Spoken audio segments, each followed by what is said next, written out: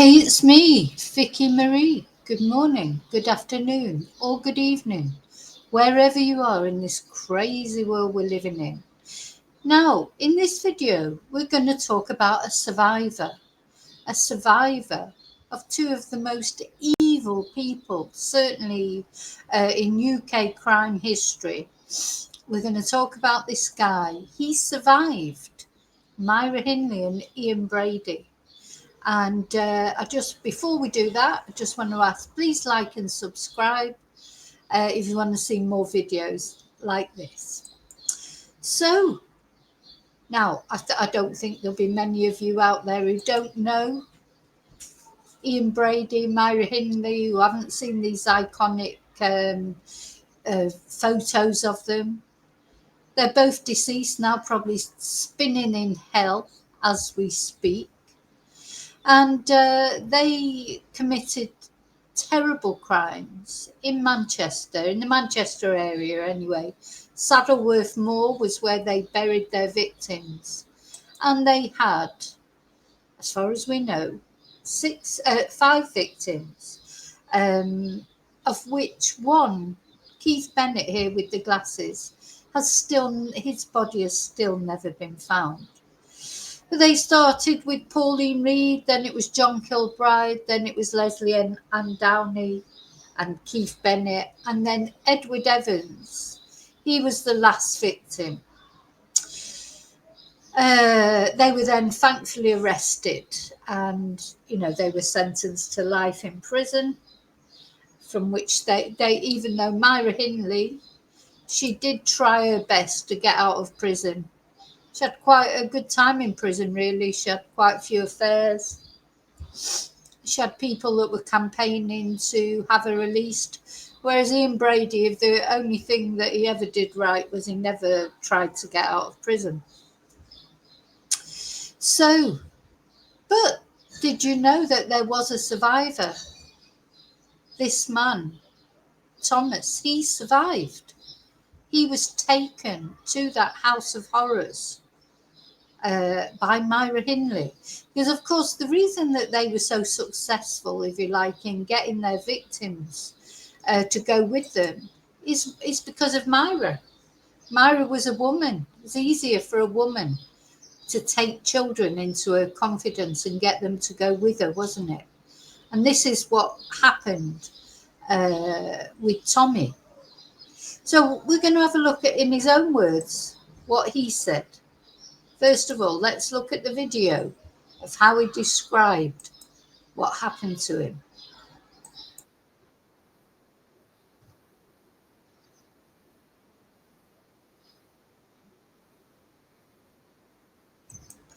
So I just want to, for those of you who may not be from the UK, sorry, I didn't share that, did I? I'll share it next time. This is a jam butty. He's going to talk about jam butties. It's a popular little snack in the north, probably anywhere. I think in America, is it a jelly sandwich you would call it? It's a cheap, tasty, lovely snack actually. I had one earlier today because when I was researching this case, it made me want a jam butty. But yeah, nice, and of course, in those days, when there wasn't perhaps people living in places where there wasn't a lot of money around, a jam butty would be like a really nice snack. And Tommy was offered by Myra Hindley. He was waiting for his brothers. He was on his own, and Myra Hindley approached him and asked him if he wanted a jam butty. And he was peckish. So he said yes. So let's have a look. I will share the screen this time.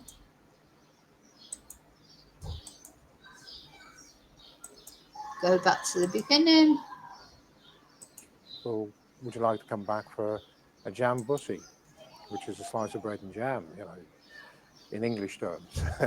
And I loved the idea. And it wasn't anything out of the ordinary for people to ask, kids like us, would you like something to eat? We go begging for food. And so No, it's hard to understand. You can't imagine it these days, can you? But yeah, they were hungry. He had quite a difficult upbringing. I think Tommy. He'll say a little bit more about that in a moment. So yeah, it's great. So this woman coming up, he said she had kind eyes, but it's funny because there's a couple of things. Tommy, to me, it seems like because of the life he was living, his parents had drink problems and they were always fighting, etc. So he had picked up a lot of intuition.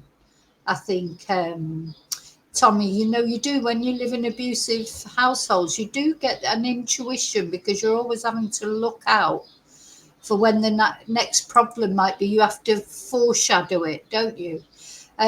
So at first, Myra was very kind to him, and that's he struck. But when you'll see that when he got to the house, when she started acting differently, and he sensed the atmosphere in the house. And by the way, this was Tommy as a little boy. This was the age, more or less, that he was when he was approached by Myra Hindley. Gosh, I mean, living with that memory won't be easy either. So she held hold of the chain of the swing. I slid off it, and I actually went to hold her hands, and she suddenly pushed her hands into her pockets, and she says, That's interesting, isn't it? She didn't want to hold his hand because Myra Hindley, she wasn't a motherly type woman, was she? She didn't want to be, she only needed to be as nice to him as it took to get him to.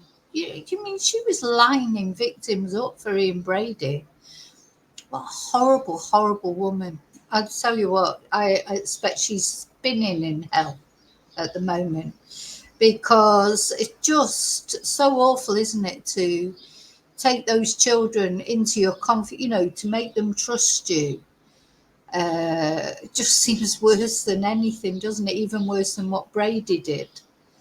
Because the only reason he managed, she facilitated those children going to Brady, didn't she? She facilitated it. She encouraged it. And she was the one that took them into her confidence, that made them confident in her. But I thought it was interesting. So he was at the park waiting for his brothers. He was on a swing on his own. She's seen him gone up to the swing and invited him back for a jam butty. But then when he's got down, he's instinctively gone to hold her hand, like children do, trusting. And she's put her hands in her pocket. She didn't want to be intimate with him in that way. you mustn't be seen talking to strangers. When she came back in, and she sort of placed and then pushed the plate of jam and bread. There was a thick slice of bread, a really thick covering of jam on there. It was the push that made me look up at her, because she says, hurry and get that down, you. Yeah, so went back to the house. She went into the kitchen. Brady was there in the kitchen. And in another interview that I saw with Tommy, he said there were a couple of things that made him start, if you like, or startled or feel a bit uneasy. One of which was the fact that she sort of just dropped this plate and pushed it towards him. So much so that he noticed it was like not a gentle setting down of the plate. It was thrown down, pushed towards him, get that down. Her whole attitude had changed. And the other thing that I saw him say in another interview was there was no margarine on the bread. It was just jam. Now that's unusual because, jam butty, you would have a layer of margarine and then the jam on top. So he noticed that, so for a little boy, he was, he did notice it. As I say, I think he had that intuition. It's a shame that he even went back there with her in the first place. But anyway, he did. And these were things that sort of made him think twice about being there. And then, of course, he heard the argument in the kitchen, or heard raised voices in the kitchen from Brady. And we get you home. But it's just the way it was said and the way she'd done it made me look up at her. And everything had changed about her. She didn't seem to be that nice, smiley person anymore. There wasn't that nice smile. The eyes seemed to me to be sort of quite glazed. I mean, it's a strange thing to say, but I could see the difference. So yeah, when she came up to him at the park, he said she had kind eyes, and that. But then by the time we got home, like she's probably starting to detach. That she knows what's going to happen to this child. It's happened before. She's been present with little Leslie Ann. She was there and she was involved in the whole thing, facilitating Ian Brady's abuse, which was being videoed. Sorry, not videoed, taped, and that there was a cassette tape of Leslie Ann's suffering, which I don't know how Mum coped hearing that at the trial, etc. And Myra Hindley was not only a participant, but an enthusiastic participant. But apparently, even on that, she had like a sort of disinterest in her voice sometimes. That's how Myra will have coped, detaching. So she's already started to detach. He says her eyes are now, these kind eyes are glazed over. She's starting to detach. She knows what's going to happen to this child, and she's starting to withdraw from it. So anyway, all that alerted him. Gone into the kitchen. I'd asked her for a glass of water at one stage when she came down the stairs, and she'd gone into the kitchen, and I heard her say something to Brady, and he snapped at her, "Effing wait." But it was sort of quite a snap, and I could hear it clearly. I mean, he's just a horrible, well, they're both horrible people. But it's chilling, isn't it, to think how close this, well, he's not a child now, he's a man now, but how close he was to becoming another victim. And to me, I was frightened. They frightened me because you've got somebody snapping, you've got the drink, and I don't like those things. And I associated that with my parents. And when they started rowing, it was horrendous. We would get hurt, and I didn't want to get hurt. I didn't want to get hurt. Oh my God. Well, if he wouldn't have thought quickly and acted quickly, he would have got very hurt, wouldn't he? So you can see the intuition that he's picked up from his parents, and the life he was living there, which sounds awful. But in a funny sort of way, that saved him, because otherwise he might not have had that intuition. And I don't know what it was. Truthfully, I go through it so many times to find out what was that precise moment. And I even questioned myself, why didn't you tell them I want to go home? Why didn't you run for the door? It was just something telling me I had to go now, and I can remember. Makes you wonder if he had a guardian angel telling him that. That's his little voice inside, because you know what? If he would have asked them to go home, they wouldn't have taken him home. Leslie Ann Downey, she has to go home many, many times.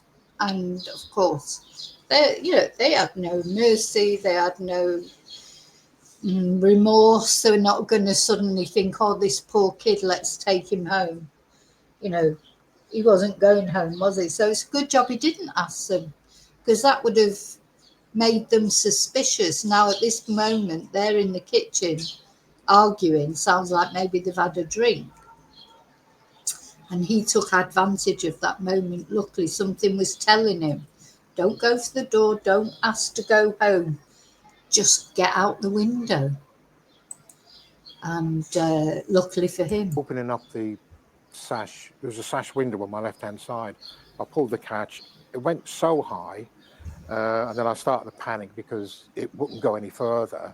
and I started to feel really ill. The ground, it was like this. I was draining. I could feel myself Oh, draining, and I'm panicking. And I just pushed her hard, and the whole lot went. The weights, they have weights at the sides of them, and they sort of banged down. And I just flew out the window, and I heard her shout, getting out the window, getting away. And by that time, I was all virtually out, and she caught hold of the back of my foot, the heel. oh, isn't it like it just puts chills down your spine? So she's saying the little shits that going out the window. He's trying to escape. Then he knows her true colours, and she literally nearly got him. But Hindley, yeah. But my momentum had already taken me. I was already gone. I was over the wall, and I was gone into the night. God, let's listen to it from the beginning without me. Says, "Well, would you like to come back for a jam butty?" Which is a slice of bread and jam, in English terms. And I loved the idea. And it wasn't anything out of the ordinary for people to ask, kids like us, would you like something to eat? We go begging for food. And so she held hold of the chain of the swing. I slid off it, and I actually went to hold her hand. And she suddenly pushed her hands into her pockets, and she says, "You mustn't be seen talking to strangers." When she came back in, and she sort of placed and then pushed the plate of jam and bread. There was a thick slice of bread, a really thick covering of jam on there. It was the push that made me look up at her, because she says, hurry and get that down, you, and we get you home. But it's just the way it was said, and the way she'd done it made me look up at her, and everything had changed about her. She didn't seem to be that nice, smiley person anymore. There wasn't that nice smile. The eyes seemed to me to be sort of quite glazed. I mean, it's a strange thing to say, but I could see the difference. She'd gone into the kitchen. I'd asked her for a glass of water at one stage when she came down the stairs, and she'd gone into the kitchen, and I heard her say something to Brady, and he snapped at her, "Effing wait." But it was sort of quite a snap, and I could hear it clearly. And to me, I was frightened. It frightened me, because you've got somebody snapping, you've got the drink, and I don't like those things. And I associated that with my parents. And when they started rowing, it was horrendous. We would get hurt, and I didn't want to get hurt. And I don't know what it was. Truthfully, I go through it so many times to find out what was that precise moment. And I even questioned myself, why didn't you ask and tell them, I want to go home? Why didn't you run for the door? It was just something telling me I had to go now, And I can remember opening up the sash. There was a sash window on my left-hand side. I pulled the catch. It went so high, and then I started to panic because it wouldn't go any further. And I started to feel really ill. The ground, it was like this. I was draining. I could feel myself draining, and I'm panicking. And I just pushed her hard, and the whole lot went. The weights, they have weights at the sides of them, and they sort of banged down. And I just flew out the window, and I heard her shout, getting out the window, getting away. And by that time, I was all virtually out, and she caught hold of the back of my foot, the heel. Oh, But Hindley, yeah. But my momentum had already taken me. I was already gone. I was over the wall, and I was gone into the night. gosh. It's chilling, isn't it? Chilling. But yeah, very, very lucky escape from this guy. for this guy. So this was in 1963. Does it say? Oh, let's have a look at this video actually. Um, this is just so we can see a little bit about the victims. These are unfortunately the children that weren't so lucky.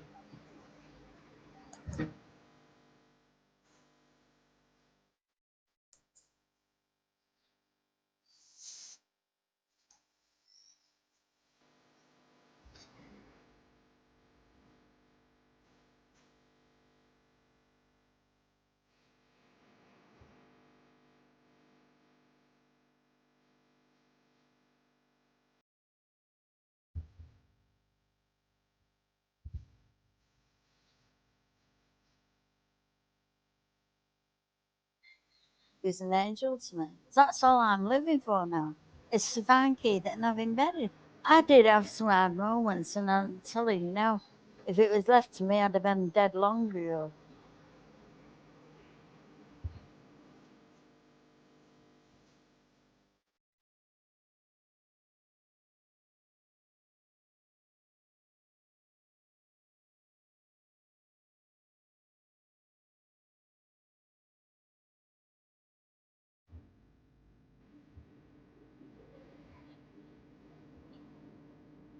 And then my mother had to go down they had to come to identify John.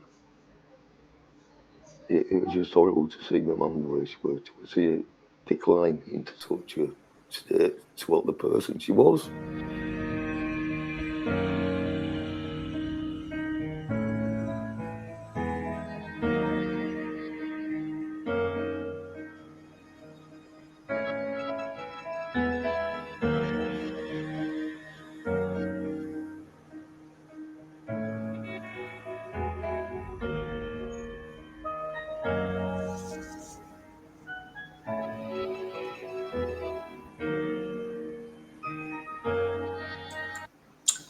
Now, yeah, that final murder of Edward Evans, they did that. Brady was trying to recruit Myra Hindley's sister's boyfriend, and they did that in front of him. But obviously, he didn't do anything at the time, which is a shame. What could he do? They were attacking. Brady was attacking the guy with the poor lad with an axe. But as soon as he could, David went straight to the police, and that's how these horrors were caught. I mean, look at her. She's so hard. She was only in her early 20s. When you look at it, really, look at her. Whoops. She looks so much older, doesn't she? Look at that. So, such a hard-faced person, a face said everything. Now, a lot of people will say, oh, she was fine until she met Ian Brady. She was a nice person. She was this, she was that. Sorry. I just don't accept it. Don't care if you fall in love. Just even just saying it sounds ludicrous. You fall in love with someone, and then they start talking about murdering children, and you go, oh yeah, let's try that. Come on. You couldn't do that unless you were already yourself. They talk about this folie à deux, like she was infected with his insanity. I just don't believe it. I think they were just like, maybe if she would have met somebody else, maybe if he would have met somebody else, maybe neither of them would have gone on to murder. Maybe it was the combination of the two, hey? Maybe it was the fusing of the two of them. They're like, it does quite often happen with couples, unfortunately. And when there's a woman involved like this, that's, as I say, what made it easier for them to get victims, because children had probably always been warned about not going off with strange men, but had they been warned about not going off with women, offering them a jam butty with kind eyes.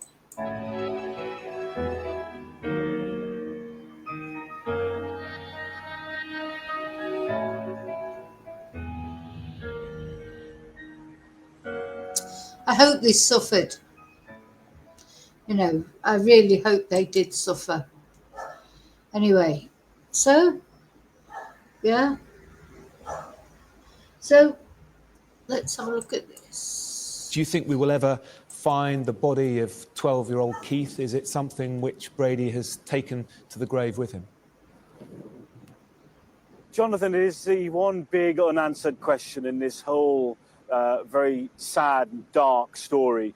There was a reason why Ian Brady and Myra Hindley chose this wild, windswept, remote part of Saddleworth Moor. We're here today because we know that Keith Bennett's body is somewhere on this moor, but Ian Brady and Myra Hindley took that secret to their graves. And in the last few minutes, we've heard from Greater Manchester Police, who in 2010 announced that they would stop actively searching these moors for 12-year-old Keith Bennett. But in their statement today, they say that that they've been, their thoughts, as they have been for 50 years, remain with the families of all the victims. Martin Bottomley, head of the Cold Case Review, said for decades they've suffered not only from the unimaginable loss of their loved ones, but they've also had to endure the endless stories, speculations, and rumour. And, you know, even in this bad weather today, there is a small shrine just by the roadside to Keith Bennett with a fresh bouquet of flowers, and some people lay coins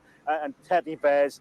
And it's here where Winnie Johnson, the mother of Keith Bennett, used to come to really to hope that Ian Brady would finally reveal where her son's final resting place is. He did not do that. He refused to do it. He always hinted that he perfectly remembered well where he buried Keith Bennett, but it remains one of the sad, unanswered questions from the Moors murders case. We know that Ian Brady had been suffering from cancer for... Now, the thing is, Ian Brady, that was his last bit of control, wasn't he? He's a control freak. He's a psychopath. He's lived out. He did it for existential experience. I think that were the word. Those were the words he used. He didn't even. I don't think, you know, it was even. He did it just because he wanted to, like, just for the experience of it. It didn't matter if they were boys, if they were girls. There were various ages. It was just for the thrill of murdering and abusing and being cruel. He's a true sadist, you know, a true sex sadist. And then he had the only control. Well, who knows what he got up to in prison? Don't know what sort of relationships he might have had. He may have had some relationships with other prisoners, because he was, his victims were male and female. To him, it wouldn't matter. It wasn't about love or about anything except the control over people. So I wonder if in prison he did find control over other people. I've never heard anything. I don't know if anybody, I've never heard of anybody talking about having had a relationship with Brady. Would you even want to admit it? Whereas Myra, of course, she had various relationships, and one with a prison guard who tried to help her escape. You know, so she still had that. She also had that manipulative power over people. You know, so anyway, he's never told where Keith is. I mean, does he know? I don't know if he does know, because he did go out to the moors, didn't he? And he looked very disorientated, because, of course, he'd been in prison for a long time. And though I bet he got that big thrill going out to the moors, didn't he? And, you know, being back in his old stomping ground. And they have tried desperately to find Keith, and maybe one day, hopefully one day Keith will be found and just laid to rest in a decent manner. You know, and unfortunately his mum's Winnie, she's deceased now, but she'll be with Keith now. You know, I expect you can just feel that they'll be together, and she'll be giving him a big hug that they took away from her. She could never hug him again. But she will be doing now, let's hope. And Ian, along with Myra, spinning in hell, won't they? They'll be completely spinning in hell. I mean, they were so young when they did it as well. You know, what makes young people want to do that? You just can't imagine it. And they were lucky or unlucky, whichever way you look at it, in that the death penalty had just been abolished in the UK. Otherwise, they would have ended up being hanged, of course. And many would say that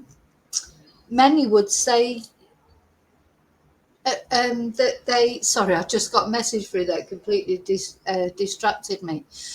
Many would say they should have been hanged. Would have saved the taxpayer a lot of money, wouldn't it? You know. But then, of course, they did find some of, you know, then there would have been no chance, would they, of them ever revealing where Keith was. But anyway, they didn't, or they didn't, or they revealed, they gave information, didn't they? But anyway, Keith wasn't there, and he was dug for, and he wasn't there, and he's still probably being dug for. There are, you know, people who go out there and dig, you know, and every now and again you get a bit of excitement because there was something not long ago, something was found, and there was a little bit of excitement that it may be Keith. But anyway, he may be found one day, but bless him, he'll be with his mum now anyway. Some time, and I'm told that conditions in the last 3 weeks were very strict around him. He had a palliative care doctor, he had 2 palliative care nurses, he wasn't allowed any visitors. There was a hospital bed set up in the suite where he was detained in Ashworth Hospital in Merseyside, and in the last 24 hours he was unconscious, receiving care and pain relief, and then of course died yesterday evening. The police here say that they're not commenting on Ian Brady at all, and that their thoughts remain with the families. But somewhere out there, Keith Bennett's body is. There was always talk that Ian Brady had left some kind of envelope with the whereabouts of where the 12-year-old is, and time will tell whether he actually did that. Yes, Nick. Well, he didn't, or not as far as we know anyway, because he's still not been found. And you know, Brady wanted his ashes to be spread on Saddleworth Moor. Anyway, that was refused. Nobody really knows where Brady's ashes are, do they? Myra was, her ashes were spread in a park near where she lived. I mean, that just shouldn't be allowed. You know, I don't know what you should do with these ashes of these monsters. But I think Brady's, from what I can remember, I'm just going to check, would put it down in the sea or somewhere like that. You know, they shouldn't be offered any form of respect. So should they? I'm sorry, they just shouldn't, not after what they've done. You know, just, you know, just think, well, what can you do with them? Disposed of at sea. So apparently the Moors murder was created without ceremony and the ashes disposed of in the middle of the night, because they've always got to be careful of, you know, there'll be some loopy loops out there, some fruit loops out there. Think Ian Brady is, you know, best thing since sliced bread. He was 79 though when he died. Let's just have a look at this. 79. God, 79. So all those years the taxpayer was paying for him for his medical treatment. You know, he had the best medical treatment. No wonder he lived so long, even though he had, because he was a chain smoker, wasn't he? I think she was as well. You know, he had emphysema and probably lots of different illnesses. I think he had cancer at some point. But he will have got the better care than you or I probably.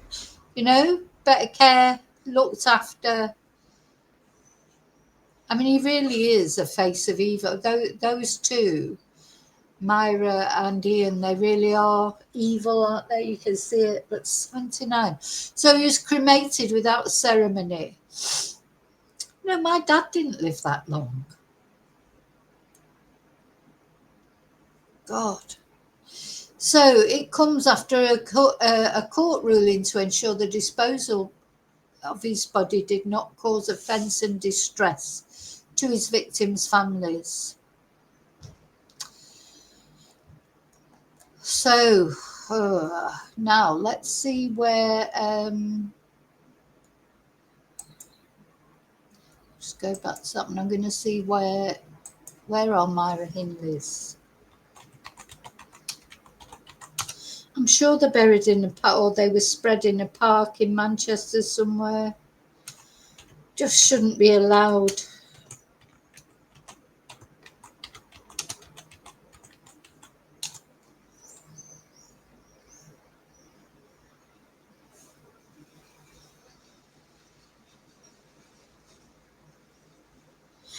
So it says here, Myra Hindley's ashes were given to a prison service representative for disposal. The specific location was decided by the family, but burial was ruled out due to concerns about desecration. The ashes were disposed of somewhere in the north, it says here, but I'm sure it was a particular park. After several funeral directors refused to handle the arrangements. You wouldn't want to, would you? The cremation ceremony itself took place at a crematorium on the outskirts of Cambridge, with a small number of attendees, including Hindley's mother, God, her mum was still alive, solicitor and former partner.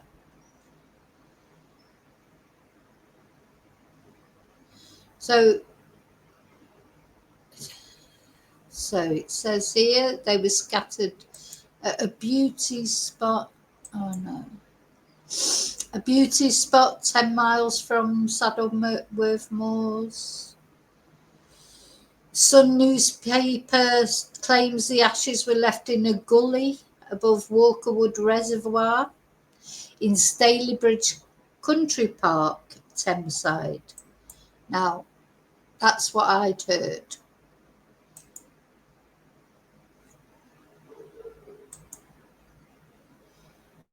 That's what I'd heard. Let's see. God, it's one of those jumpy ones with loads of adverts. The Sun newspaper claims the ashes were left in a gully above Walkerwood Reservoir in Stalybridge County Park, Thameside, a few miles south of Saddleworth Moor, where 4 of their 5 victims were buried. Well, probably all 5, but Keith just hasn't been found. Well, that's not a very good article, is it? Let's try and find a better one.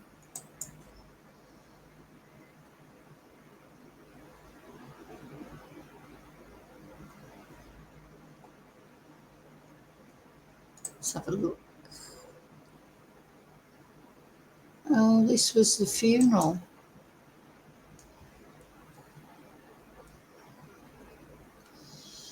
Gosh.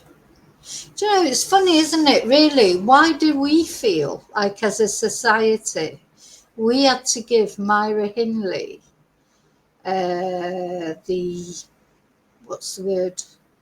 the dignity of a burial or a service when she did not feel that for all those children, really, she did not feel that was appropriate for them.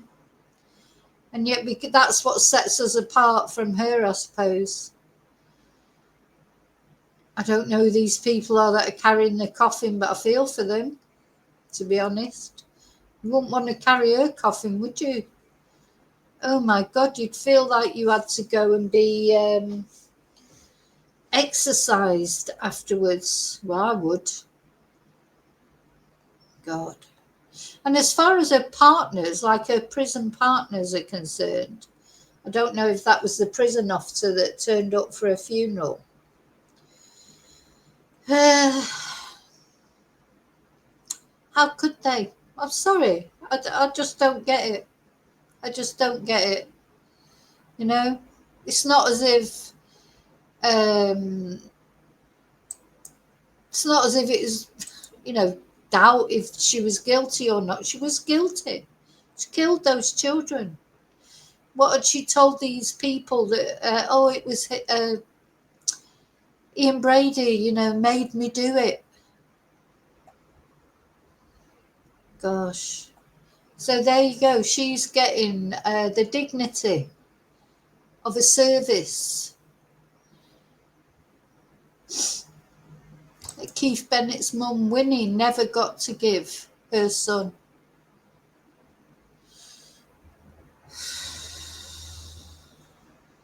Makes you angry, doesn't it? Makes me angry anyway. You know, I don't know what else you could do with them, really. I suppose they've got family. She had a mum. I just don't know, though, if I was her mum. I mean, I don't know, because you don't know until you're there. We talk about this a lot, don't we? These horrible people, their parents, like Stephen Stearns' parents, or anyone's, I suppose. Ted Bundy's mum always stuck by him right to the end until he finally confessed, and then she still stuck by him. You know, I suppose your child, they're always your child. You would love them, I suppose, even though they did bad things. But this is especially bad, isn't it? I mean, you know, serial killer. She's a serial killer. She didn't deserve a service. She didn't deserve a service. She didn't deserve to have her ashes put in a park, in a beauty spot. You know, she spent a lot of time while she was in prison trying to persuade people that she wasn't that bad, really. That's even worse. At least Ian Brady, you know, he's never said he was anything that he wasn't. He's an evil man. He's never said he was anything but that. Never tried to get out of prison. He never, you know, I'm not bigging him up. I'm not saying that he's a good person because of that. But at least he had the humility, if you like, to just accept that he was a twat and just get on with it. But no, not Myra. She tried to get out, didn't she? Lord Longford, do you remember Lord Longford trying to get her out? God, that's the face of evil right there. And these are the victims. And this man, he's lucky that he was not one of them. And thank God for his intuition. Thank God for his intuition. Now, I have read him saying he feels a bit guilty. Let's go back onto this. So, yeah, he said that he got frightened because he could hear. Let me put that down. We'll go back to the Sky News article. He said he became frightened when Ian Brady started shouting at Hindley. They started rowing. It was horrendous. I didn't want to get hurt. I started to feel really ill. I could feel myself panicking. And he finally managed to push open that window and get out. Now, this is John Kilbride's brother. He unfortunately, he's deceased now as well. If I sat here and said, he's died, Yeah. he's dead, what's your reaction to that? Good. Brilliant. I don't drink. I've not had a drink for 10 or 11 years. But I think I'd have one. I think I'd have one. I'd ring my brother and my sisters. And we go and have a drink. And celebrate it. It needs celebrating to get rid of him, like we did when Hindley went. We had a good drink. Oh. These two, Myra Hindley and Ian Brady, have been in the background of your family all this time. All my life, yeah. All our lives, and there's no getting away from it. Even when he's dead, if he reveals where Keith is, and we find Keith, it's never going to stop. We'll have this until the day I die, I know that. Even if he dies, you know. And like I say, in Keith's phone, it's not going to stop at that. You're going to have reporters and TVs all the time going on about the Moors murders. Will things be different? Will you feel differently? No. When he's dead? No. No.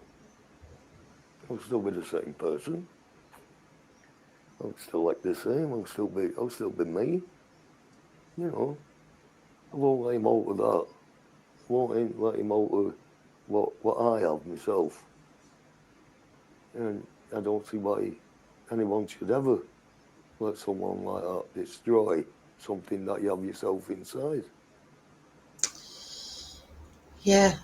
See, this is it. For these families, it's a life sentence. For them as well, isn't it? So anyway, going back to Tommy, Hindley held on to his foot, but he was able to get away and hid under a pile of rubble for about an hour. And he says he has had mental issues since the episode, as he spoke about how lucky perhaps I was. Don't think there's any perhaps about it.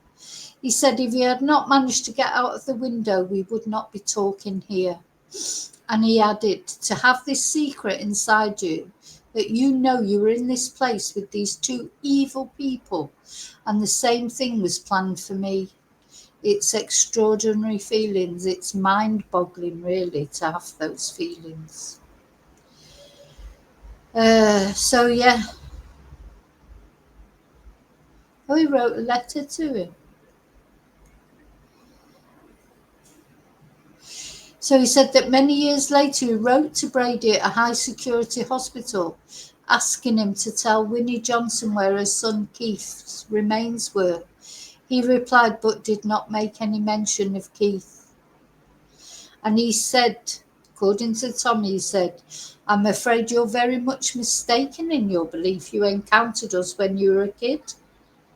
And he also apparently pointed out in his reply how many people say how ordinary we were and not dripping blood.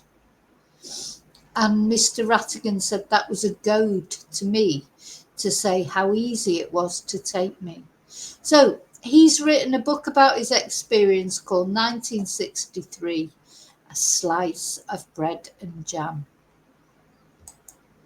Gosh, he's sort of saved by a jam butty, I'm not trying to be flippant, but, because it wasn't what he was expecting, that was part of the reason that he started to feel uneasy, wasn't it? The way she threw it down at him, it had no margarine on it.